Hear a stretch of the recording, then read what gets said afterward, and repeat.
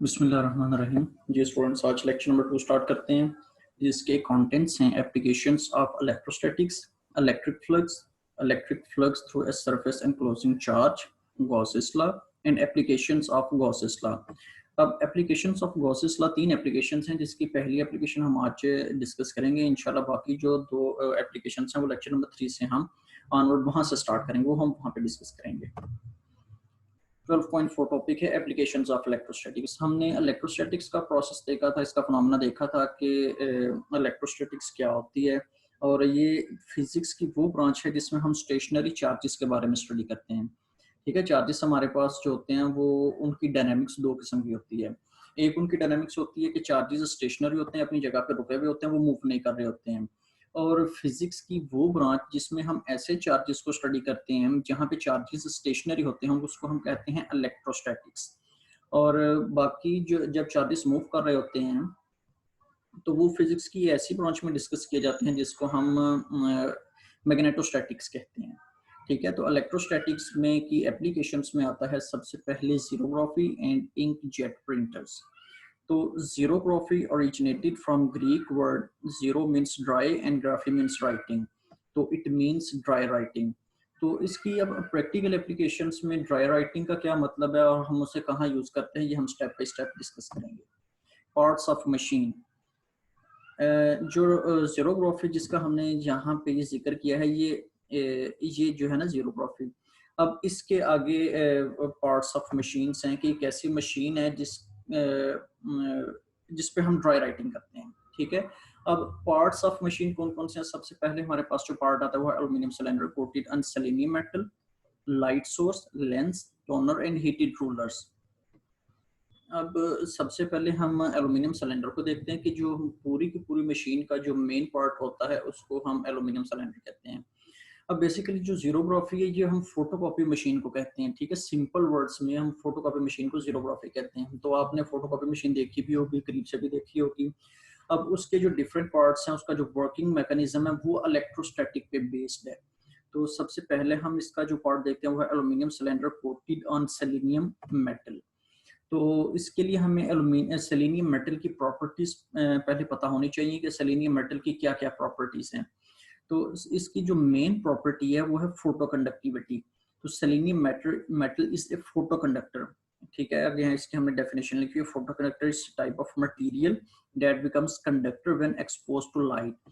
Selenium metal एक ऐसा conductor है, जब हम इसके ऊपर लाइट फॉल करवाते हैं तो ये कंडक्टर बन जाता है, और जब हम इसे लाइट को रिमूव करते हैं तो ये इंसुलेटर बन जाती है। इसकी बड़ी इंपॉर्टेंट प्रॉपर्टी है जो डिफरेंट सेंसर्स में यूज की जाती है।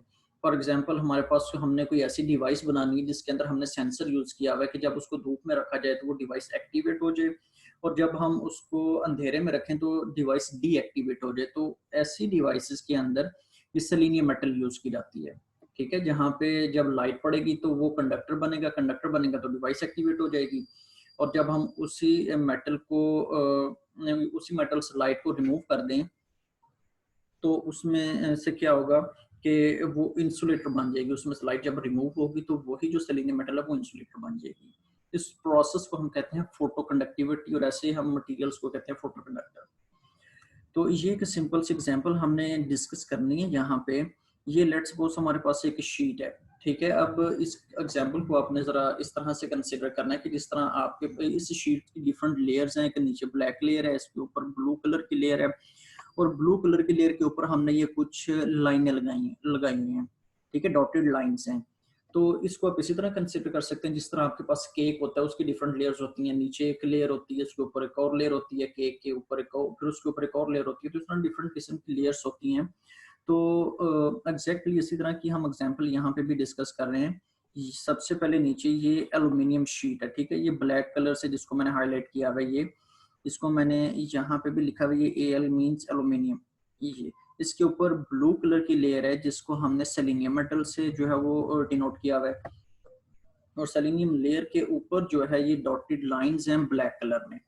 ठीक है, अब फोटो कंडक्टिविटी का प्रोसेस हम इस डायग्राम से डिस्कस करेंगे। ठीक है, तो यहाँ पे अब देखिएगा, ये लाइट सोर्स है, ये 4 लाइट रेज आ रही हैं।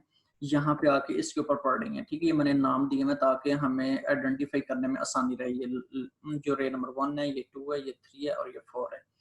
अब यहाँ पे अब देखिएगा, जिस तरह मैंने कहा है कि लाइट अगर पड़ रही है सेलेनियम मेटल के ऊपर तो वो सारी की सारी क्या बन जाती है, कंडक्टर।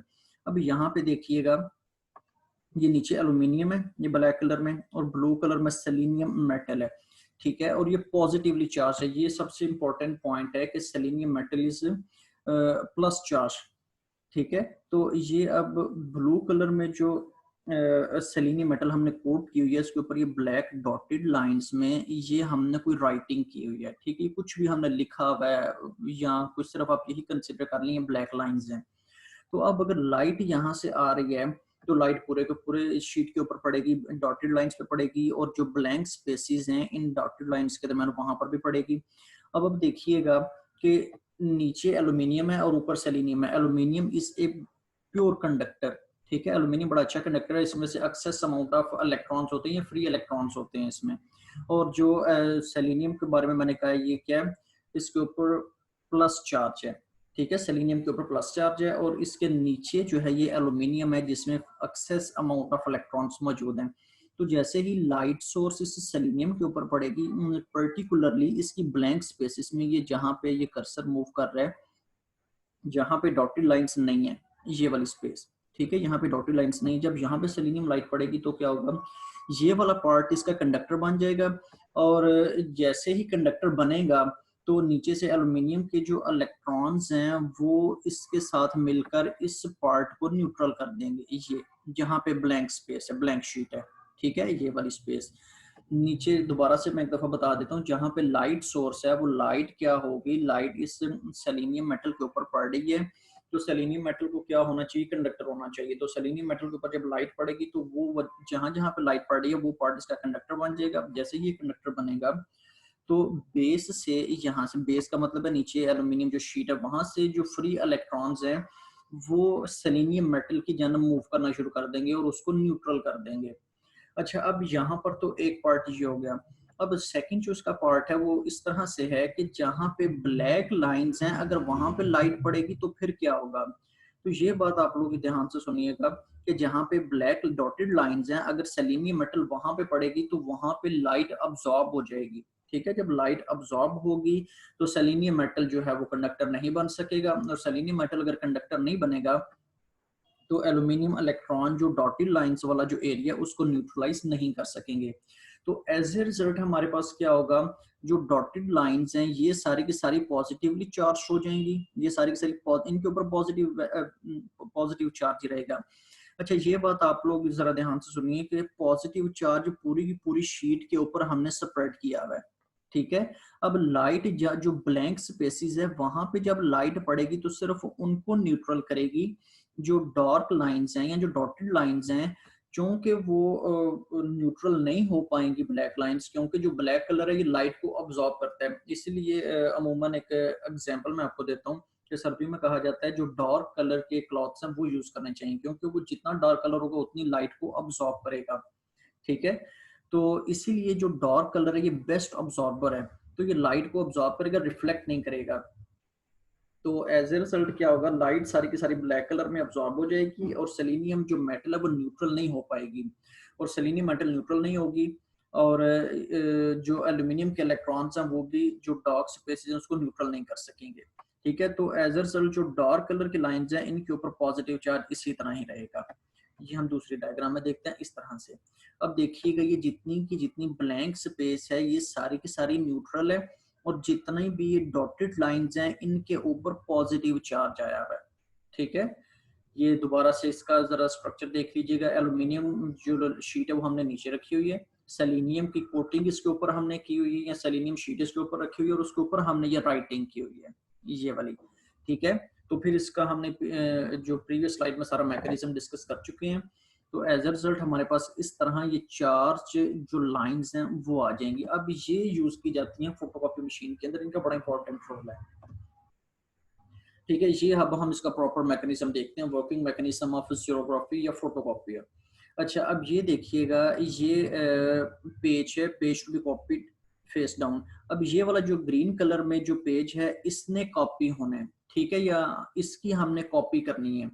तो अब क्या होगा, ये लैंप है, ये यहाँ पे कोई भी लाइट सोर्स है कि जो बल्ब लगा हुआ है, तो ये लाइट रेस यहाँ से निकल रही हैं, ये लेंस लगा हुआ है। अब लेंस से होके लेंस का काम है बेसिकली इस लाइट को फोकस करना पर्टिकुलर पॉइंट के ऊपर। आगे ये एल्यूमिनियम ड्रम है, ये सारे का सारा, ठीक है। जो सबसे पहला पार्ट हमने डिस्कस किया था एल्यूमिनियम ड्रम, ये एल्यूमिनियम ड्रम है। और इसके ऊपर हमने ये देखिएगा, जब लाइट इस लैंप के थ्रू इस पेपर के ऊपर पड़ेगी तो पेपर के ऊपर जो भी राइटिंग है या जो भी वर्डिंग है वो सारी की सारी इस ड्रम के ऊपर क्या हो जाएगी, उसका शेडो बन जाएगा इस लेंस के थ्रू, ठीक है। इस ड्रम के ऊपर ब्लैक कलर में उसका शेडो बनेगा। अब जिस तरह हमने पहले जो एग्जांपल कंसीडर की थी पेज की, ठीक है, प्रीवियस स्लाइड में ये वाली अब एग्जैक्टली ये वही प्रोसेस है जिस तरह मैंने आपको ये कहा था, ये राइटिंग है, ये राइटिंग हुई है या ब्लैक लाइंस हैं, तो इसी तरह ये ड्रम के ऊपर ये राइटिंग है। आगे ये ग्रीन कलर में सेलेनियम मेटल है और इसके अंदर जो है वो एल्यूमिनियम मेटल मौजूद है ड्रम में। तो एक्चुअली होगा क्या, जब ये वाली लाइट इस ड्रम के ऊपर पड़ेगी, इसका शेडो ब्लैक कलर में आएगा, तो क्या होगा, अब इसी लैंप से जो लाइट है वो क्या होगी, जब ब्लैक कलर के ऊपर पड़ेगी, ये वाले जो राइटिंग है उसके ऊपर पड़ेगी, तो ये black colour as it is रहेगा और जितनी भी ब्लैंक स्पेस है वर्डिंग के दरमियान वो क्या हो जाएगी, वो न्यूट्रल हो जाएगी, ठीक है। तो अब हमारे पास जो ब्लैक कलर में जो राइटिंग है वो पॉजिटिवली चार्ज रहेगी। अब हम इसका अगला जो स्टेप है वो क्या करते हैं, ये स्लाइड को हम बाद में देखते हैं, पहले हम चलिए इस स्लाइड को ही हम देख लेते हैं, इस स्लाइड को ही। अच्छा, अब जो ब्लैक कलर की राइटिंग के ऊपर ये पॉजिटिव चार्ज है, अब हम इसके ऊपर एक नेगेटिवली चार्ज पाउडर का स्प्रे करते हैं जिसको हमने ये नाम दिया था टोनर का, ठीक है। ये एक ऐसा पाउडर है जिसके ऊपर नेगेटिव चार्ज होता है। अब आपको पता है ये वाली जो राइटिंग है इसके ऊपर पॉजिटिव चार्ज है, इसके ऊपर हम नेगेटिवली चार्ज पार्टिकल्स का स्प्रे करेंगे तो क्या होंगे, negatively charge and positively charge words हैं या जो राइटिंग है उसके ऊपर जाके बड़ी स्ट्रांगली स्टिक कर जाएंगे, ठीक है, बड़ी मजबूती के साथ उनके साथ जाके चिमट जाएंगे। तो अब ये ड्रम इस तरह से ये क्लॉकवाइज डायरेक्शन में इस तरह रोटेट करेगा, ये इस तरह से रोटेट करेगा, ये नीचे सिंपल ब्लैंक पेपर हमने रखा हुआ है। तो ये सारी के सारी जो राइटिंग है इस पेपर के ऊपर, अब ये पेपर को हम आगे भेजेंगे, ठीक है। तो ये क्या होगा, ड्रम रोल करके इस तरह से आएगा, तो ये जितनी भी वर्डिंग है इस तरह ये बारी बारी इसके ऊपर आती जाएगी। आगे हमने हीटेड रूलर्स रखे हुए हैं, आगे जितने भी ये जो हमने पाउडर को स्प्रे किया था, जो जिसको हमने कहा था टोनर, ठीक है, उसी पाउडर, अब वही पाउडर इस फॉर्म में पेपर के ऊपर स्टिक होगा जिस फॉर्म में राइटिंग है, ठीक है, जिस फॉर्म में राइटिंग है उसी फॉर्म में जो पाउडर है वो पेपर के ऊपर या पेज के ऊपर इस तरह आके चिमट जाएगा, स्टक कर जाएगा। और इसी पेपर को हम फिर हीटेड रूलर से पास करते हैं। हीटेड रूलर का पर्पस ये होता है, जो पाउडर पेपर के ऊपर स्टिक किया हुआ है वो उसको हीट किया जाता है और बेक किया जाता है और बड़ी मजबूती के साथ उसको पेपर के ऊपर जो है वो स्टक कर दिया जाता है और आगे ये जो फाइनल हमारे पास इमेज प्रिंट होकर आता है। अब इसी तरह आपने देखा होगा जब आप फोटोकॉपी मशीन से पेपर जब बाहर आता है तो वो अगर आप उसको उसी वक्त उस पेपर को पकड़ें तो आपको फील होगा कि वो हीट अप हुआ हुआ है पेपर। उसकी वजह यह है कि वो हीटेड रोलर से होके ये बाहर आता है, ये तो ये हमारे पास फाइनल इसका इमेज आता है फोटोकॉपी मशीन का। तो इसका टोटली जो प्रिंसिपल है वो किस पे बेस कर रहे हैं, इलेक्ट्रोस्टैटिक्स के ऊपर। ये इसकी एक सिंपल इमेज है, ये टोनर है ब्लैक कलर में और ये ब्लैंक पेपर है जहाँ से लाइट पड़ रही है इस एल्यूमिनियम सिलेंडर के ऊपर और जहाँ पे ये ब्लैक लाइंस हैं ये पॉजिटिवली चार्ज रहेंगी, जो वाइट एरिया है ये सारे का सारा न्यूट्रल हो जाएगा, ठीक है जी। अब इसी हम ब्लैक या डॉटेड लाइंस के ऊपर हम जो ब्लैक कलर का चारकोल हमने कहा वो इसके ऊपर स्प्रे करेंगे और वो क्या करेगा, इस पेपर जैसे ही ड्रम रोल होगा इस तरह से पेपर के ऊपर वो सारे के सारे जितने भी वर्ड्स हैं वो स्ट्रक कर जाएंगे और वो पेपर आगे प्रिपेयर होके आगे हीटेड रोलर में से गुजरेगा और हीटेड रोलर में से गुजरने के बाद वो फाइनल उसका इमेज बनेगा। तो ये हमारे पास जीरोग्राफी या फोटोकॉपी मशीन का वर्किंग प्रिंसिपल है। इसके बाद सेकंड हमारे पास एप्लीकेशन है इंकजेट प्रिंटर। उसके कुछ पार्ट्स ही हैं। सबसे पहला पार्ट है ink supply, pump, nozzle, charging electrode, deflection electrode and gutter.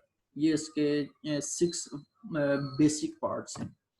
ये इसकी डायग्राम है, बड़ा आसान प्रिंसिपल है इसका।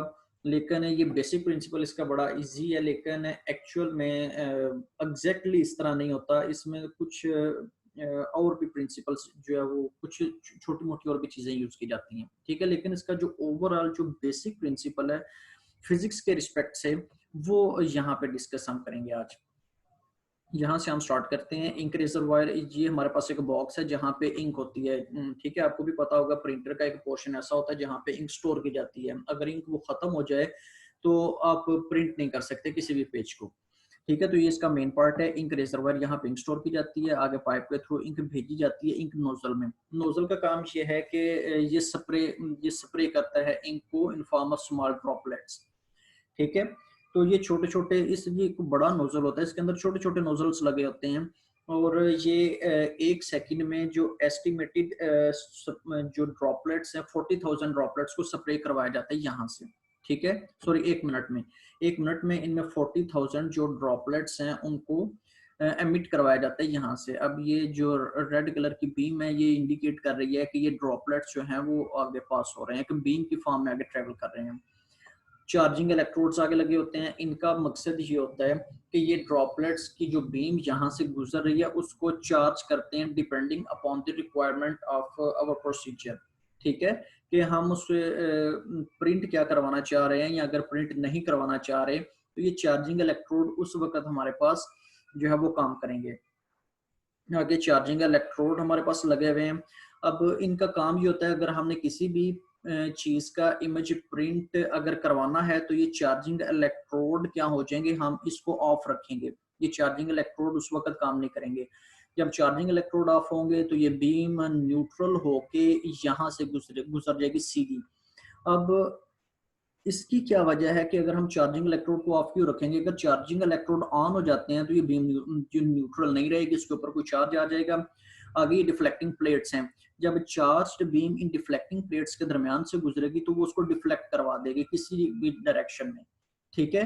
तो अब सबसे पहली कंडीशन ये है कि हमने चार्जिंग इलेक्ट्रोड को ऑफ रखना है ताकि बीम जो नोजल से आ रही है वो न्यूट्रल होके इस तरह से बिल्कुल स्ट्रेट पाथ फॉलो करती हुई गुजरे। और न्यूट्रल बीम होगी तो इसको कोई भी चार्जिंग प्लेट जो है वो डिफ्लेक्ट नहीं करवा सकेगी।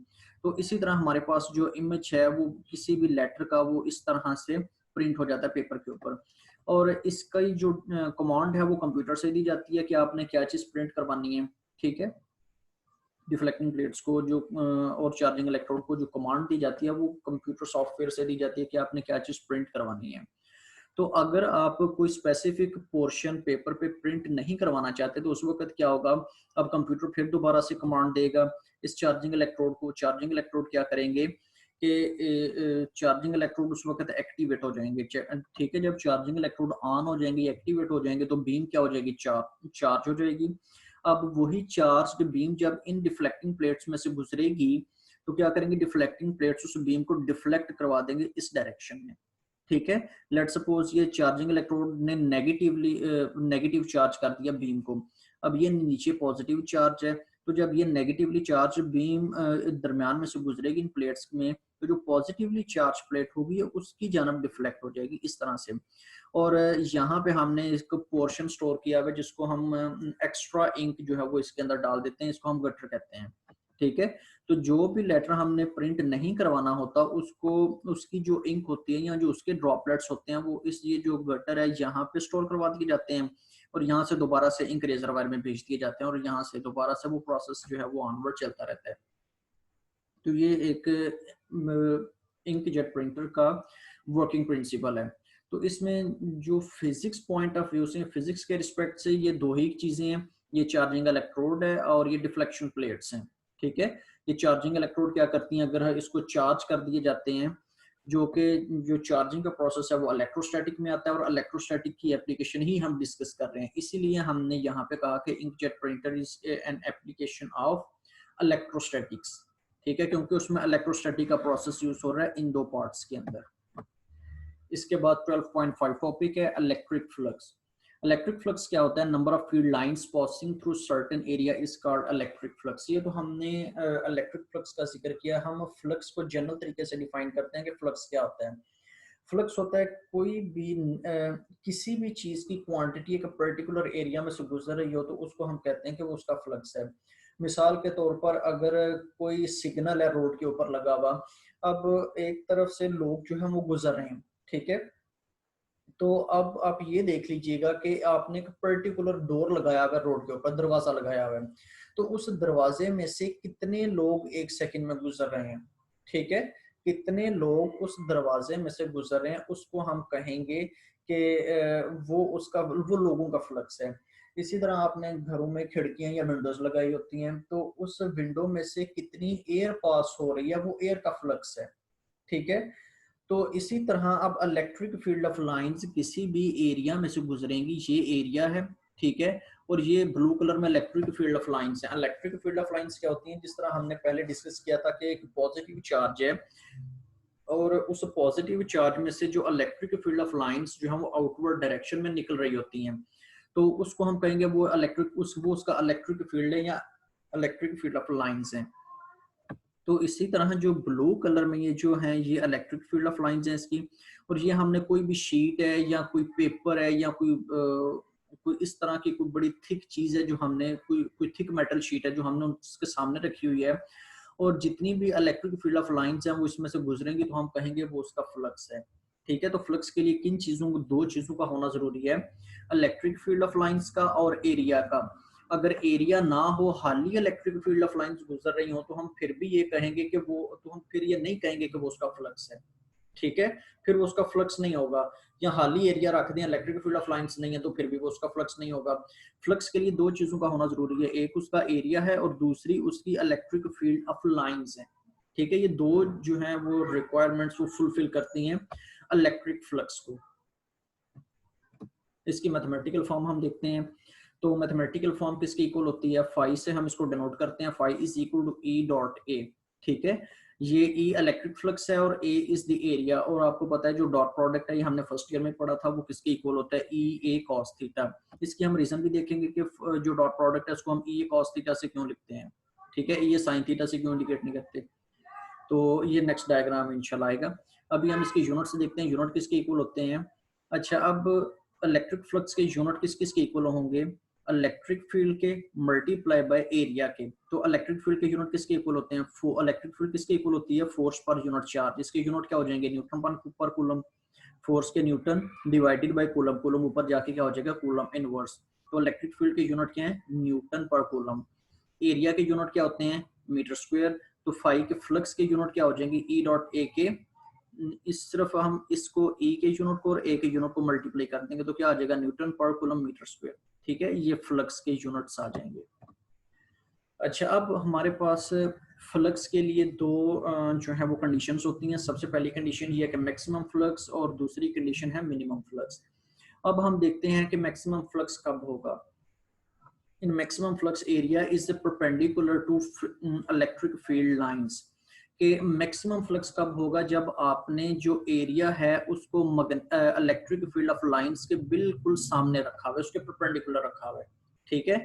तो उस वक्त क्या होगा, ज्यादा से ज्यादा इलेक्ट्रिक फील्ड ऑफ लाइन जिसमें से पास करेंगी, तो हम कहेंगे ये उसका फ्लक्स जो है वो मैक्सिमम होगा, ठीक है। इस चीज की समझ आ गई है कि हम इस तरह से शीट को रखेंगे कि ज्यादा से ज्यादा जो है वो इलेक्ट्रिक फील्ड ऑफ लाइन जिसमें से पास कर रही हूँ। अब एक ओरिएंटेशन ये है शीट की, ठीक है, ये हमने शीट को नीचे इस तरह से हॉरिजॉन्टल रखा हुआ है और इस शीट को हमने वर्टिकल रखा हुआ है, ताकि सारी की सारी जो सारी की सारी तो हम नहीं कह सकते, मैक्सिमम जो इलेक्ट्रिक फील्ड ऑफ लाइंस हैं वो इसमें से पास करें और इसका फ्लक्स मैक्सिमम होगा। अब थीटा इज इक्वल टू 0 का क्या मतलब है, अब ये देखिएगा कि इलेक्ट्रिक फील्ड ऑफ लाइंस की जो डायरेक्शन है वो किस डायरेक्शन में है। ये ब्लैक जो एरो है ये इलेक्ट्रिक फील्ड ऑफ लाइंस की डायरेक्शन इंडिकेट कर रहा है राइट डायरेक्शन में। जो पिंक कलर का जो एरो है ये यूनिट वेक्टर, ये एरिया की डायरेक्शन बता रहा है कि जो एरिया की डायरेक्शन, अगर आप वर्टिकली शीट को आपने इस तरह से खड़ा किया हुआ है तो जो एरिया की जो डायरेक्शन होगी वो किस डायरेक्शन में होगी, टूवर्ड्स राइट साइड पे, ठीक है, जहां पे पिंक एरो है। तो अब आप देखें इलेक्ट्रिक फील्ड ऑफ लाइंस की डायरेक्शन और जो इसका एरिया है इन दोनों की डायरेक्शन ये दोनों सेम है, ठीक है। तो इसके लिए क्या हो जाएगा, theta is equal to 0 degree. तो जब 0 होगा तो cos 0 पुट करेंगे तो हमारे पास आंसर 1 आएगा, तो उस वक्त हमारे पास ये फ्लक्स की वैल्यू आ जाएगी। अब इसके साथ जो हमने परपेंडिकुलर का ये सिंबल यूज किया हुआ एरिया का, इसका ये मतलब है कि area is perpendicular to electric field lines. अब ये दो चीजें मैं यूज कर रहा हूँ कि एरिया इज परपेंडिकुलर, लेकिन यहाँ पे मैं थीटा 0 ले रहा हूँ, परपेंडिकुलर में हालांकि थीटा 90 होना चाहिए। अब ये दो चीजें आपने जो है कंफ्यूज नहीं करनी, दो चीजें मिक्सअप नहीं करनी। पहली चीज ये है कि area is perpendicular to electric field lines. Perpendicular का ये मतलब है कि उस शीट को हमने इलेक्ट्रिक फील्ड ऑफ लाइंस के परपेंडिकुलर रखा हुआ इस तरह वर्टिकल डायरेक्शन में, ताकि सारी की सारी जो इलेक्ट्रिक फील्ड ऑफ लाइंस है वो इसमें से पास कर सकें, ठीक है। लेकिन जो एरिया वेक्टर है वो पैरेलल है इसके। ये देख लीजिए कि ये जो पिंक कलर में है ये एरिया वेक्टर है। अब एरिया वेक्टर और ई ये दोनों आपस में पैरेलल हैं और इनके दरमियान जो एंगल है वो 0 डिग्री है, ठीक है। इसलिए हमने लिखा हुआ है कि ये जो एरिया है ये कौन सा एरिया है, ये शीट का एरिया है। कि sheet is perpendicular to electric field of lines. अब मिनिमम फ्लक्स की बात करते हैं। दूसरी कंडीशन है in minimum flux area is parallel to electric field lines, ठीक है।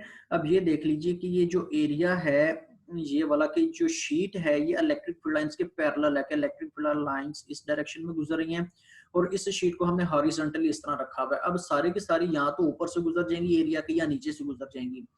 इस एरिया जो है ये ब्लू कलर का, इसमें से कोई भी इलेक्ट्रिक फील्ड ऑफ लाइन जो है वो पास नहीं हो सकेगी। ये जो ब्लैक कलर का एरो है ये जो इलेक्ट्रिक फील्ड ऑफ लाइन ये इसके ऊपर से गुजर रही है, इसके अंदर से नहीं गुजर रही।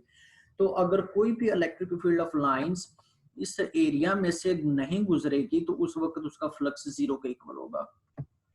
अब हम इसकी मैथमेटिकल रीजन देते हैं कि 0 क्यों होगा। अब ये देखिए कि इलेक्ट्रिक फील्ड ऑफ लाइंस की डायरेक्शन ये है, जो ब्लैक कलर का एरो है ये राइट साइड में गुजर रही है जो हॉरिजॉन्टल। अब एरिया क्या होगा, एरिया जब शीट नीचे हॉरिजॉन्टल डायरेक्शन में पड़ी होगी तो एरिया उसके परपेंडिकुलर होगा ये, ठीक है। एरिया वेक्टर जो है ये परपेंडिकुलर है।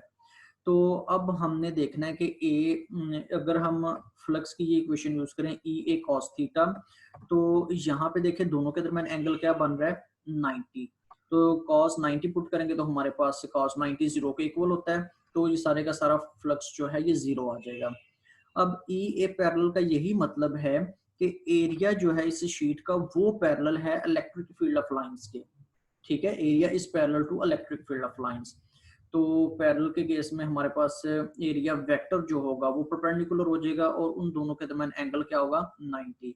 एंगल 90 होगा तो फ्लक्स की वैल्यू 0 आ जाएगी।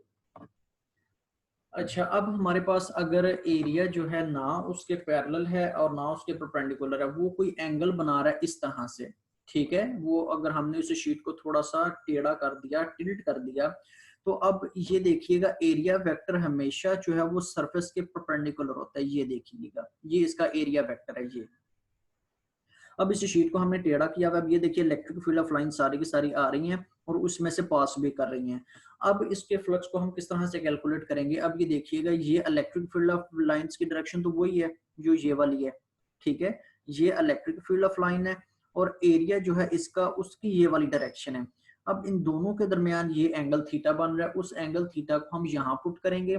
कॉस थीटा वो कोई भी एंगल बन रहा है, वो 30 बन रहा है, 35 है या 40 है, तो cos लेट्स सपोज एंगल ये 25 बन रहा है, cos 25 मल्टीप्लाई बाय ई ए, ठीक है। जो भी इलेक्ट्रिक फील्ड ऑफ लाइंस की वैल्यू आपको दी होगी उसको और शीट के एरिया को आप मल्टीप्लाई करेंगे cos 40 से, तो वो आपके पास उसका फ्लक्स आ जाएगा। सिर्फ ये आपने देखना है कि ये जो एंगल थीटा बन रहा है उसको आपने यहाँ पे पुट करके इसको सॉल्व करना है तो आपके पास फ्लक्स आ जाएगा। इसकी रीजन ये है। अच्छा, अब ये देखिएगा कि एरिया जो है ये हमारे पास area vector is a vector quantity, ठीक है। ये वाला जो ए है ये वेक्टर है। अब इसके दो कंपोनेंट हैं, एक ये वाला ए वाई और दूसरा है ए एक्स। जिस तरह आपने चैप्टर नंबर 2 में फर्स्ट ईयर में देखा था कि जो वेक्टर हैं उसको दो कंपोनेंट, कोई भी एक वेक्टर आप ले लें उसके दो कंपोनेंट बनते हैं। एक होता है एक्स डायरेक्शन में कंपोनेंट बनेगा और दूसरा उसका वाई डायरेक्शन में कंपोनेंट बनेगा। जो एक्स डायरेक्शन में कंपोनेंट होता है उसको हम क्या कहते हैं ए एक्स कॉस थीटा, और जो वाई डायरेक्शन में या जो परपेंडिकुलर कंपोनेंट होता है उसको हम क्या कहते हैं ए वाई साइन थीटा। तो अब ये देखिएगा कि अगर एरिया जो है वो इस तरह से कोई एंगल बना रहा है तो फिर आप देखेंगे कि जो एरिया वेक्टर है उसके कंपोनेंट्स बनाएं। एक ये कंपोनेंट बनेगा एक्स में और एक ये कंपोनेंट बनेगा वाई में। अब दूसरी बात ये आपने बड़ी ध्यान से याद रखनी है कि एरिया वेक्टर का जो या जो भी component electric field of lines के पैरेलल है वो आपने देखना है कौन सा है।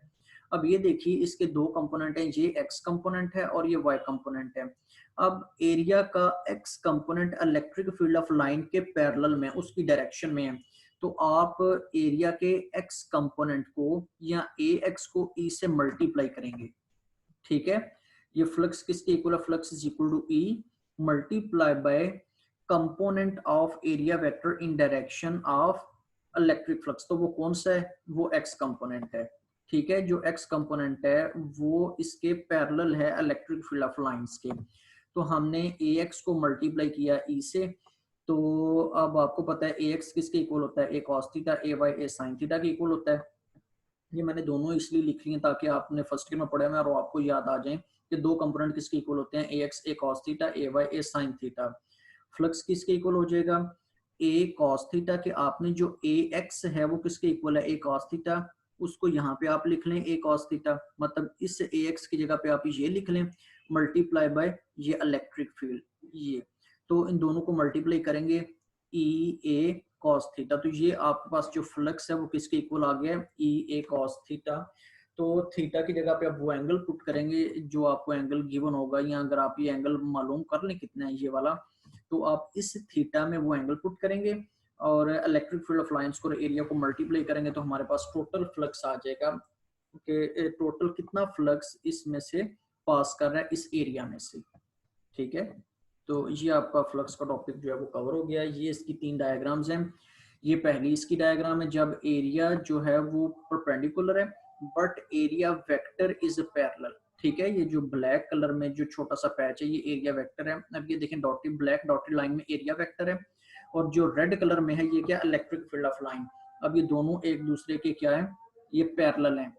तो उस वक्त उस केस में भी आपके पास फ्लक्स जो है वो मैक्सिमम आएगा क्योंकि दोनों के दरमियान एंगल 0 है। यहाँ पे अब यहाँ पे डिस्कस करते हैं, यहाँ पे दोनों के दरमियान एंगल 90 है, तो उस वक्त क्या हो जाएगा, एंगल अगर 90 है तो फ्लक्स 0 होगा, लेकिन यहाँ पे कोई ना कोई एंगल मौजूद है, ये एंगल थीटा, तो उस वक्त आपके पास जो इलेक्ट्रिक फ्लक्स की वैल्यू आएगी डिपेंडिंग अपॉन थीटा के, थीटा आपने कितना लिया हुआ है। ठीक है जी। अच्छा, इसके बाद है 12.6 या electric flux through a surface enclosing charge. कि अगर आपने पहले हमने क्या देखा था प्रीवियस डायग्राम्स में, हमने ये देखा है कि अगर प्लेन एरिया हमारे पास हो कोई शीट वगैरह की फॉर्म में, तो उस वक्त हमारे पास जो इलेक्ट्रिक फ्लक्स है उसकी क्या वैल्यू होगी, इलेक्ट्रिक फ्लक्स की कोई ना कोई पर्टिकुलर वैल्यू होगी। लेकिन अगर हमारे पास कोई लेट सपोज कोई सरफेस है जो कि स्फेरिकल फॉर्म में है या रेक्टेंगुलर फॉर्म में है या क्यूबिकल फॉर्म में है, तो उसके अंदर अगर हम चार्ज पार्टिकल्स को रख दें तो फिर उससे उसकी मदद से हम फ्लक्स को किस तरह से कैलकुलेट कर सकेंगे, वो आगे हम इन नेक्स्ट जो टू टॉपिक्स हैं उनमें हम वो डिस्कस करेंगे। तो 12.6 में है electric flux through surface enclosing charge. ये आपके पास एक स्फेरिकल फॉर्म है, कुछ स्फेरिकल शेल है, ये प्लस चार्ज हमने दरमियान में रखा हुआ है इसके। अच्छा, अब ये देखिए ये जो प्लस चार्ज है इसमें इलेक्ट्रिक फील्ड ऑफ लाइंस चारों डायरेक्शन में निकल रही हैं, सारी डायरेक्शन, इस डायरेक्शन में भी, इस डायरेक्शन में भी, इस डायरेक्शन में भी, इस डायरेक्शन में भी, और मतलब अगर आप 3D डायमेंशन में आप इसको कंसीडर करें तो हर डायरेक्शन में इसकी electric field of lines emit हो रही हैं। तो अब हम इसका फ्लक्स किस तरह कैलकुलेट करेंगे, इसके लिए हम एक टेक्निक यूज करते हैं, ट्रिक यूज करते हैं कि आप इस स्फेरिकल जो शेप में जो ऑब्जेक्ट है इसको छोटे छोटे पैचेस में डिवाइड करें। पैच का ये मतलब है छोटे छोटे टुकड़ों में आप उसको डिवाइड करें। ठीक है जी। अब इसकी एग्जांपल आप फुटबॉल से कंसीडर कर सकते हैं, जिस तरह फुटबॉल होता है उसके पीसेस लगे होते हैं, तो अगर आप उसको सरफेस को काट के उसको फ्लैट भी कर सकते हैं। ठीक है, अगर आप वो सरफेस को काट दें तो अगर आप उसको जमीन पे बिछाएंगे तो एक फ्लैट सरफेस ही आपको नजर आएगी और उसी को जोड़ के आप दोबारा से फुटबॉल बना सकते हैं। ठीक है, तो जिस तरह वो छोटे छोटे पैचेस से मिलकर बना हुआ है, आप ये कंसीडर कर लें कि ये वाला जो ऑब्जेक्ट है स्फेरिकल ऑब्जेक्ट, इसके भी छोटे छोटे पैच हैं ये वाले, और अब ये पैच आपने इतना छोटा लेना है कि उसमें आप ये कंसीडर करेंगे सिर्फ एक इलेक्ट्रिक फ्लक्स या एक इलेक्ट्रिक फील्ड ऑफ लाइन उसमें से गुजरे, सिर्फ एक। ठीक है, ये कंडीशन नहीं है, मैं सिर्फ इसलिए बता रहा हूँ कि आपने इतना छोटा पैच लेना है। ठीक है, अब आप यहाँ से देखिएगा कि जितना छोटा पैच होता जाएगा आपको लगेगा कि छोटा सा पैच अगर आप स्फेरिकल ऑब्जेक्ट का निकालेंगे तो आपको, अगर आप उसको माइक्रोस्कोप के नीचे रख के देखेंगे तो आपको लगेगा कि वो फ्लैट है, ठीक है, वो छोटा सा पैच।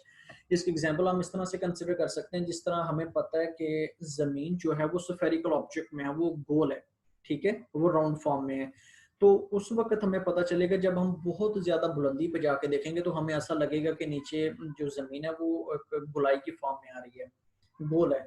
लेकिन जब हम ज़मीन के ऊपर रहते हैं तो उस वक़्त जब हम पर्टिकुलरली अपने घर में मौजूद होते हैं तो हमें उस वक़्त रियलाइज़ नहीं होता कि ज़मीन गोल है। अपने इर्द-गिर्द के, अपने जहाँ पे आप अपने रूम में बैठे हुए हैं, तो आप अपने रूम को देख के नहीं कह सकते कि ज़मीन जो है वो गोल है। उसकी रीज़न ये है कि जहाँ पे हम रहते हैं, जहाँ पे हम बैठे हुए हैं, वो ज़मीन के लिहाज से बहुत बहुत छोटा एरिया है। तो वो जो छोटा-सा एरिया हमें लगेगा कि वो फ्लैट है। ठीक है? अगर हम जहाँ पे रह रहे हैं ज़मीन के जिस पोर्शन के ऊपर, अगर हम वहाँ पे खड़े होके अगर आप अपने इर्द-गिर्द के माहौल को देखें तो आपको ऐसा लगेगा कि सारा कुछ जो है वो फ्लैट है, तो आपको ये लगेगा फ्लैट है। लेकिन एक्चुअली होता क्या है कि जहाँ पे आप खड़े हैं वो ज़मीन का बहुत छोटा हिस्सा है। तो अगर आप बहुत छोटा पैच कंसीडर करेंगे तो वो आपको लगेगा कि वो फ्लैट है। तो इसी तरह जो स्फेरिकल शेल का जो छोटा-सा पैच आपने ये लेना है, वो इतना छोटा लेना है कि आपको ये लगे कि वो फ्लैट है, ठीक है? अच्छा, अब ये देखिएगा इलेक्ट्रिक फील्ड ऑफ लाइन जो ऑरेंज कलर में है वो इस तरह से बाहर की जानब निकल रही है, और ब्लैक कलर में जो एरो है ये एरिया वेक्टर को इंडिकेट कर रहा है। अब इन दोनों के दरमियान जो एंगल है वो क्या होगा, वो 0 डिग्री बनेगा, ठीक है? तो बाकी की हम जो कैलकुलेशन है वो इस पेज पे देखते हैं। Electric flux through a surface enclosing charge. अच्छा, फ्लक्स देखिएगा किसके इक्वल होता है, phi E is equal to E dot A is equal to E A cos theta, ठीक है, फ्लक्स इसके इक्वल हो गया। अब फाई ई, अब हर पैच, अब देखिएगा ये जो छोटा सा जो पीस मैंने बनाया है, ये छोटा सा पैच, इसके लिए जो फ्लक्स है वो लेट्स सपोज फाई वन है। तो यहाँ पे मैं एक सपोज छोटा सा करता हूँ, ये जो पैच है यहाँ पे फ्लक्स ई टू है, फाई टू है, यहाँ पे फाई थ्री है, यहाँ पे फाई फोर है, यहाँ पे फाई फाइव है, यहाँ पे फाई सिक्स है। तो इसी तरह जो अगर एन पैचेस हों तो हमारे पास जो फ्लक्स है वो हर पैच के लिए हम अलग से कैलकुलेट करेंगे, ठीक है? तो ये फाई वन का फ्लक्स क्या हो जाएगा, E one dot delta A one plus, जो अगर ये छोटा सा ये एरिया हमने ये कंसिडर किया हुआ है तो इसके लिए फ्लक्स क्या हो जाएगा, E two dot delta A two. ये अगर यहाँ पे एरिया 3 कंसिडर कर लेते तो यहाँ पे ई थ्री डॉट डेल्टा ए थ्री आ जाता। और यहाँ पे, यहाँ से हम चलते हुए यहाँ तक पहुंचे हैं, तो ये आप कंसिडर कर लेंगे nth पैच है इसका, तो इसका एरिया क्या हो जाएगा, E N dot delta A N, ठीक है जी। तो अब हम इसको हम इस तरह से लिख लेते हैं, E one delta A one cos theta, इसको हम लिख लेते हैं E two delta A two cos theta. इसी तरह जो ये वाला हो जाएगा वो किसके इक्वल आ जाएगा, E N dot delta A N cos theta. ये इक्वेशन नंबर ए है। The direction of electric intensity and area is same, ठीक है। जिस तरह मैंने आपको बता दिया था कि ये वाला जो एरिया वेक्टर है हर छोटे पैच में, अब अगर आप देखेंगे तो जो इलेक्ट्रिक फील्ड लाइन होगी या इलेक्ट्रिक इंटेंसिटी होगी, अब एरिया की जो डायरेक्शन है वो उसके बिल्कुल जो है वो उसी डायरेक्शन में होगा। अब ये देख लीजिए ब्लैक एरो और ऑरेंज एरो ये दोनों सेम है, तो इस केस में दोनों के दरमियान जो एंगल है वो क्या बनेगा, वो 0 डिग्री बनेगा, क्योंकि वो दोनों पैरेलल है। तो phi E is equal to A one delta A one plus A two delta A two plus up to so one E N delta A N. तो इलेक्ट्रिक फील्ड ऑफ लाइन की जो value है वो same होती है वो सारी जगह सारे पैचेस के लिए, ठीक है। जो इस पैच में इलेक्ट्रिक फील्ड की वैल्यू है जो इस पैच में होगी या दूसरे या तीसरे पैच में होगी, लेट्स सपोज जो इस एरिया में इलेक्ट्रिक फील्ड लाइन गुजर रही है, जो इसमें से गुजर रही है, जो इसमें से गुजर रही है, वो सेम होगी। तो इसलिए हम ये कह सकते हैं कि E1 is equal to E2 is equal to E3 plus up to so on EN के, ठीक है जी। तो ये जो एरिया जो इलेक्ट्रिक फील्ड लाइन की जो वैल्यू है वो हर पैच के लिए एक है, इसलिए हमने कहा है कि E1 भी वही है, E2 भी वही है, E3 भी वही है, EN भी वही है और E भी वही है। इसको हमने ये सारी जो है ना E1 E2 E3 इसको हम E से रिप्रेजेंट कर देते हैं क्योंकि वो सारी सेम है। तो ये किसके इक्वल आ जाएगा, E1 E2 E3 को हमने ये इस तरह से लिख लिया, E1 को E से, इसी तरह E2 को भी E से, E3 को भी E से, इसमें से E कॉमन ले लेंगे, बाकी आपके पास क्या बचेगा, delta A1 plus delta A2 plus up to so on delta AN। अब ये वाला जो है delta A1 delta A2 delta AN ये किसके इक्वल है, सरफेस एरिया ऑफ स्फीयर, ये स्फीयर का सरफेस एरिया है। तो E और अच्छा, एक और चीज़, ये सरफेस एरिया किसके बराबर है? ये छोटे-छोटे जितने भी पैचेज़ हैं, ये A1, A2, A3, इन सबको आप अगर जमा करेंगे, ऐड करेंगे, तो आपके पास वो एरिया किसके इक्वल आएगा? वो total surface area of sphere आ जाएगा, और वो किसके इक्वल होता है? 4 पाई आर स्क्वायर। ठीक है जी, E इज इक्वल 1। और अच्छा, अब इलेक्ट्रिक फील्ड लाइन की वैल्यू क्या होती है? इलेक्ट्रिक फील्ड की value 1/4 pi epsilon Q over R square, और ई की ये वाली वैल्यू है, ई की जगह पे हम ये इसकी वैल्यू पुट करेंगे, ये वाली, और मल्टीप्लाई बाय एरिया साथ 4 पाई आर स्क्वायर, 4 पाई से कैंसिल हो जाएगा, क्यू ओवर एप्सिलॉन, ये आपके पास फाई ई की ये वैल्यू आ जाएगी। अब ये फाई ई क्या है? बेसिकली ये हमें बता क्या रहा है कि ये टोटल फ्लक्स है in form of spherical object, कि अगर आपने कोई चार्ज है आपके पास, उस चार्ज को आपने एनक्लोज किया हुआ है, ठीक है, उस चार्ज को आपने एनक्लोज करने का ये मतलब है कि किसी भी बंद शेप के अंदर रखा हुआ है, कोई क्लोज्ड सरफेस है उसके अंदर आपने इस चार्ज को रखा हुआ है, तो आपके पास इस चार्ज के अराउंड जो फ्लक्स है या जो इलेक्ट्रिक फील्ड ऑफ लाइन जो इस एरिया में से गुजरेंगी, उसकी क्या अमाउंट आएगी? Q divided by epsilon. अब आप यहाँ से इसी इक्वेशन से एक बड़ा इंपॉर्टेंट रिजल्ट जो है वो डिराइव कर सकते हैं, और वो ये है कि जो फाई ई मतलब कि जो फ्लक्स है वो किस पे डिपेंड कर रहा है? वो सिर्फ चार्ज पे डिपेंड कर रहा है, और जो नीचे एप्सिलॉन है ये कांस्टेंट है। ठीक है, ये आपको सिर्फ मीडियम के बारे में इंफॉर्मेशन देता है कि चार्जेस के अराउंड मीडियम कौन सा है, ये सिर्फ आपको उस चीज के बारे में बताता है। इसके अलावा जो चार्ज है वो किसी भी ज्योमेट्री के बारे में या जो शेप के बारे में कोई भी इंफॉर्मेशन नहीं देता कि इस चार्ज के अराउंड आप शेप कौन सी बनाते हैं। आप मैंने ये स्फेरिकल शेप बनाई, आपकी बुक में स्फेरिकल शेप में बनाया गया था, मैंने कैलकुलेशन स्फेरिकल शेप में कर दी। अगर आप एक क्यूबिकल शेप लेंगे तो फिर भी आपके पास फ्लक्स की यही वैल्यू आएगी, अगर रेक्टेंगुलर फॉर्म में लेंगे तो फिर भी आपके पास यही वैल्यू आएगी। ठीक है, तो total flux through a closed surface does not depend upon the shape, it depends upon medium. वो शेप पे कभी भी डिपेंड नहीं करता। अगर आप चार्ज को इस शेप के अंदर रखेंगे तो फिर भी आपके पास फ्लक्स की यही वैल्यू आएगी। अगर आप चार्ज को इस शेप के अंदर रखेंगे, ये जो स्टार बना हुआ है इसके अंदर आप चार्ज को रखेंगे, तो फिर भी आपके पास जो फ्लक्स है उसकी यही अमाउंट आएगी, क्यू डिवाइडेड बाय एप्सिलॉन। तो इट मींस कि जो फ्लक्स है वो आपके पास शेप पे डिपेंड नहीं करता, वो किस पे डिपेंड करता है? वो चार्ज पे डिपेंड कर रहा है, कि जितनी ज्यादा चार्ज की अमाउंट होगी फ्लक्स उतना ज्यादा होगा, जितनी कम अमाउंट होगी फ्लक्स उतना कम होगा।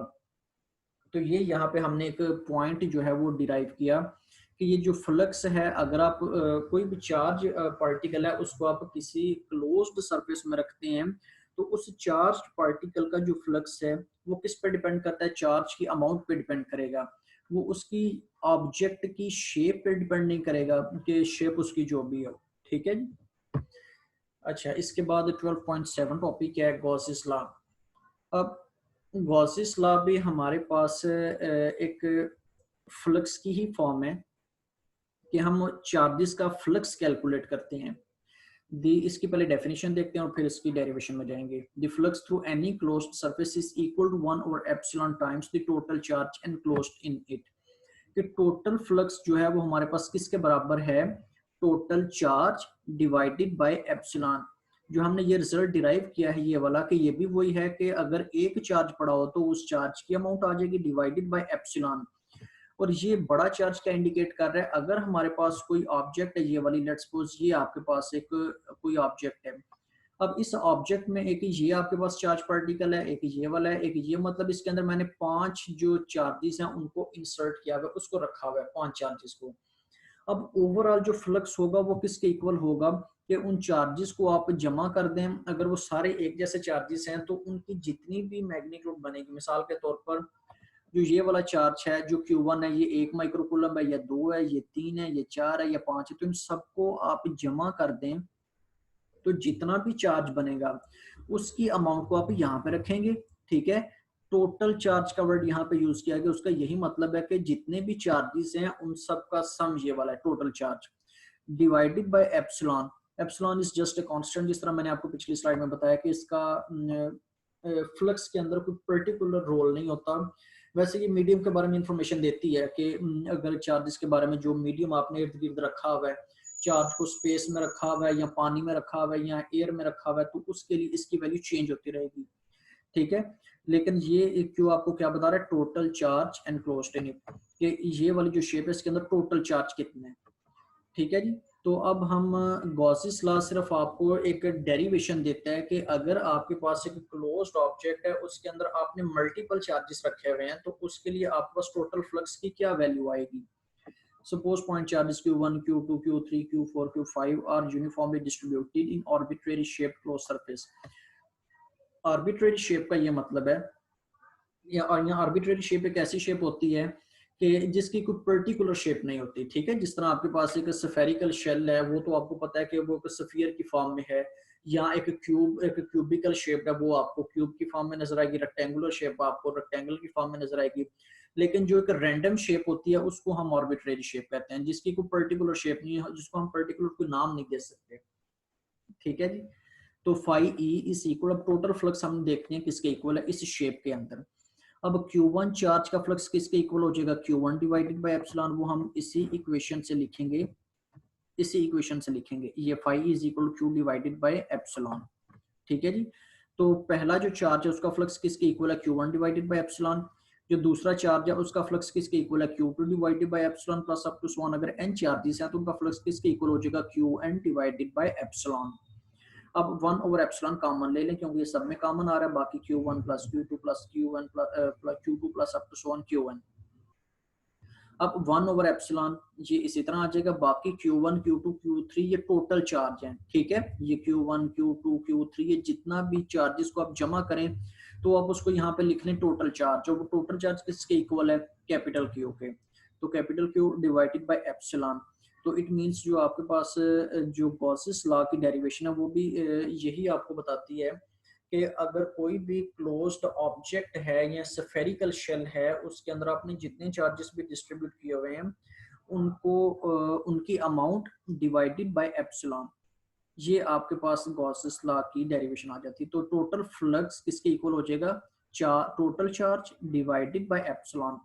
So total charge enclosed by surface is equal to Q1 plus Q2 plus up to 1 Q1। ये टोटल चार्ज है हमारे पास, ठीक है। मतलब जो यहाँ पे आपने डिस्ट्रीब्यूट किए हुए हैं ना चार्जेस, उसको आप कह देंगे टोटल चार्ज इस शेप के अंदर कितना है, Q1 plus Q2 plus up to 1 Q1। तो the flux through any closed surface is 1 over epsilon times the total charge enclosed in it। के इस शेप के अंदर टोटल फ्लक्स कितना होगा कि इस डेफिनेशन के अकॉर्डिंग के इस सारी की सारी शेप के अंदर जो टोटल फ्लक्स है वो किस पे डिपेंड कर रहा है, कि टोटल चार्ज के ऊपर डिपेंड कर रहा है। मतलब जितना चार्ज भी आपने रखा हुआ है, आपने 10 चार्ज पार्टिकल्स रखे हुए हैं, 100 रखे हुए हैं, 10 करोड़ रखे हुए हैं, what ever the amount of charges, उन चार्जेस की अमाउंट को आपने कहा है ये कैपिटल Q है, ठीक है। तो जितने भी चार्ज आएंगे उसको आपने यहाँ पे इंसर्ट करना है, डिवाइडेड बाय एप्सिलॉन, ये नीचे आ जाएगा। तो टोटल फ्लक्स किसकी इक्वल हो जाएगा, total charge divided by epsilon.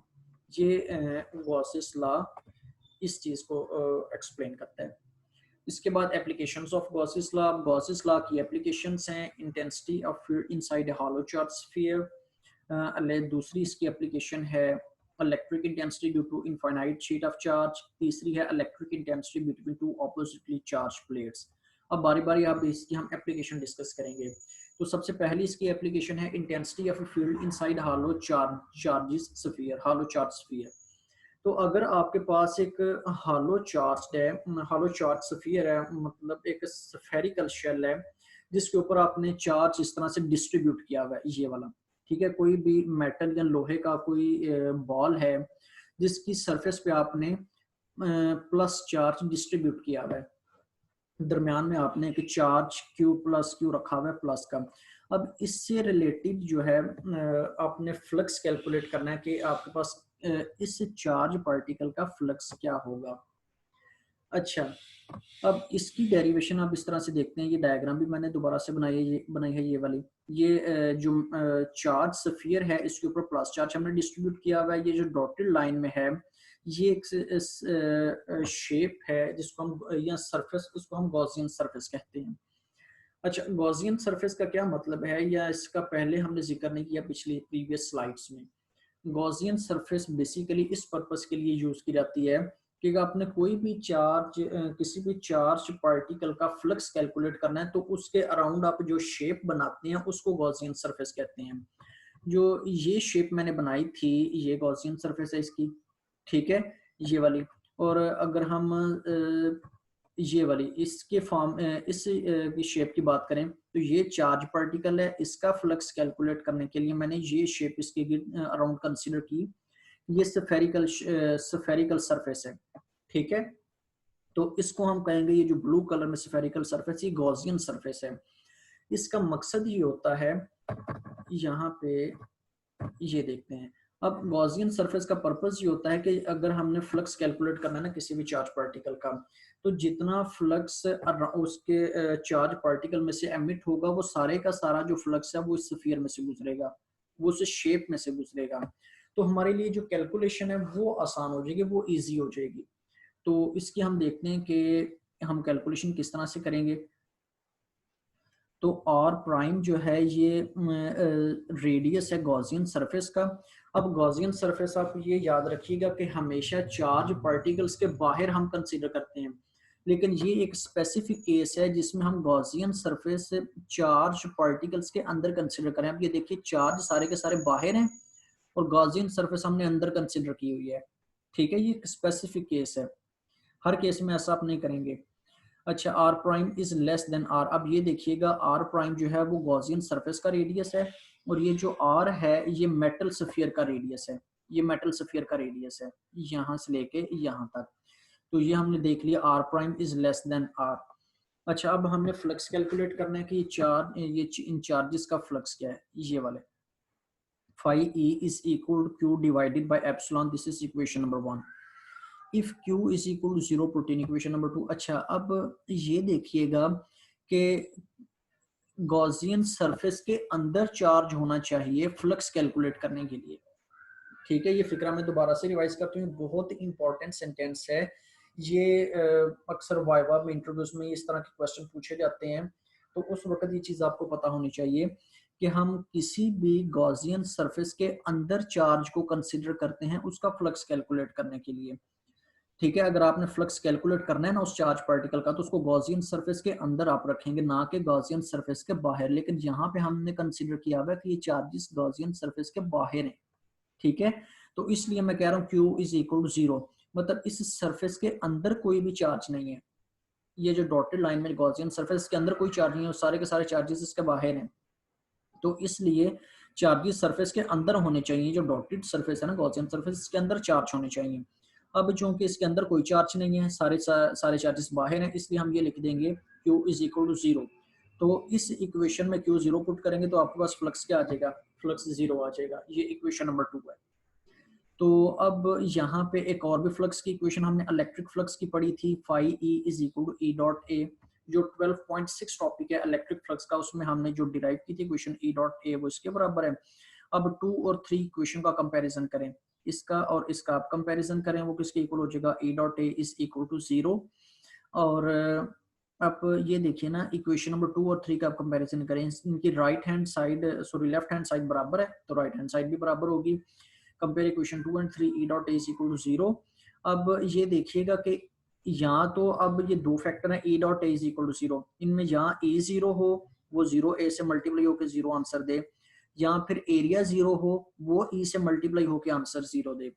अब एरिया कभी भी 0 नहीं होता, अगर एरिया आपके पास 0 है तो इट मीन्स कि वो चीज एग्जिस्ट ही नहीं करती, ठीक है। एरिया 0 होने का तो कोई मतलब ही नहीं ना बनता, अगर कोई किसी भी चीज का एरिया 0 है तो उसका मतलब है वो चीज मौजूद ही नहीं है। तो area is not equal to 0, that means electric field of line is equal to 0, या जो इलेक्ट्रिक फील्ड है उसकी वैल्यू 0 होगी। तो इससे हम फिर एक रिजल्ट डिड्यूस करते हैं। Thus, inside a hollow charged metal sphere is a field free region, कि एक चार्ज्ड मेटल स्फीयर है, इसके अंदर किसी भी किस्म का कोई भी फ्लक्स मौजूद नहीं होगा। ये हमने मैथमेटिकली इक्वेशन डिराइव की है। अब यहाँ पे सोचने की बात ये है कि प्रैक्टिकली ऐसा पॉसिबल होता है या नहीं। प्रैक्टिकली पॉसिबल होने का ये मतलब है कि अगर यहाँ पे हमने कोई भी मेटल स्फीयर है उसको हमने प्लस चार्ज दिया हुआ है तो उसके अंदर कोई चार्ज मौजूद होगा या नहीं होगा, ये सॉरी चार्जिंग उसके अंदर कोई इलेक्ट्रिक फील्ड मौजूद होगी या नहीं, ये अभी हम देखते हैं। तो अब ये देख लीजिए कि सिंपल डायग्राम है जिसमें आप ये आपके पास ऑरेंज शेप में कोई भी चार्ज स्फीयर है, इसके ऊपर आपने प्लस चार्ज ये डिस्ट्रीब्यूट किया हुआ है ये वाला। अब E इज इक्वल टू 0, यहाँ पे इसके अंदर जो इलेक्ट्रिक फील्ड है उसकी वैल्यू क्या होगी, वो 0 होगी। ठीक है, phi is equal to Q over epsilon, if Q is equal to 0 then phi is equal to 0। तो फाई इज इलेक्ट्रिक फ्लक्स, मतलब electric field of lines passing through certain area के जो इलेक्ट्रिक फ्लक्स 0 होने का ये मतलब है कि इलेक्ट्रिक फील्ड ऑफ लाइंस जो हैं वो उनकी अमाउंट वो पासिंग थ्रू सर्टेन एरिया वो 0 के इक्वल है। सिंपल वर्ड में आप ये याद रख लें कि इलेक्ट्रिक फ्लक्स जो है वो 0 होगा इस सारे के सारे रीजन के अंदर। अब ये एक एग्जांपल है फेराडे केज, अगर आप इंटरनेट के ऊपर इसको सर्च करेंगे तो आपके पास मजीद इसके इंटरेस्टिंग रिजल्ट्स जो हैं वो शो होंगे। अब ये देखिएगा कि ये एक एक्सपेरिमेंट है, ये सबसे पहले फेराडे ने ये इसके फ्लक्स के बारे में जो है वो इंटरप्रिटेशन दी थी, इसके बारे में उसने डेरिवेशन दी थी। तो इसलिए इससे रिलेटेड जो ये एक्सपेरिमेंटल सेटअप है इसको हम कहते हैं फेराडे केज। अब ये देखिएगा कि ये आपके पास बहुत हाई वोल्टेज के जो इलेक्ट्रिक चार्जेस हैं वो आपने यहाँ पे इसको मतलब हाई वोल्टेज दिया हुआ है इस केज को। ठीक है, तो इट मींस कि ये जो जितना भी मेटल केज है जिसके अंदर ये जो है वो आदमी खड़ा है, तो इसके ऊपर अब इस पे चार्जेस हैं, ये सारे के सारा जो मेटल केज है इसके ऊपर चार्जेस हैं। अब जब तक ये आदमी इस केज को हाथ नहीं लगाएगा वो उसके अंदर सेफ रहेगा। ठीक है, उसको इलेक्ट्रिक शॉक नहीं लगेगा क्योंकि इसके अंदर इलेक्ट्रिक फील्ड ऑफ लाइंस की वैल्यू 0 है, उसको कुछ भी फील नहीं होगा। अगर उसको मेटल केज को हाथ लगाता है तो फिर वो उसको इलेक्ट्रिक शॉक फील होगा। अदरवाइज इस केज के अंदर सारे के सारे की इलेक्ट्रिक फील्ड ऑफ लाइंस है उसकी वैल्यू क्या होगी, वो 0 होगी। इलेक्ट्रिक उसको कोई मतलब फील नहीं होगी, फील्ड फ्री रीजन उसको फील होगा। जस्ट लाइक दिस डायग्राम कि इसके अंदर भी जो इलेक्ट्रिक फील्ड की वैल्यू 0 है, हालांकि बाहर चार्जेस मौजूद हैं लेकिन अंदर फील्ड जो है उसकी वैल्यू 0 है। इसी तरह इसके अंदर भी केज के अंदर भी फील्ड की वैल्यू 0 होगी और आउटसाइड द बाउंड्री या जो आउटसाइड द केज पे जो आपने चार्ज डिस्ट्रीब्यूट किया है हालांकि वो चार्ज मौजूद है लेकिन अंदर जो है वो फील्ड फ्री रीजन है। तो इस एक्सपेरिमेंटल सेटअप को हम फेराडे केज कहते हैं। तो यहाँ तक आज का हमारा लेक्चर था, lecture number 2। Thank you so much, अल्लाह हाफिज़।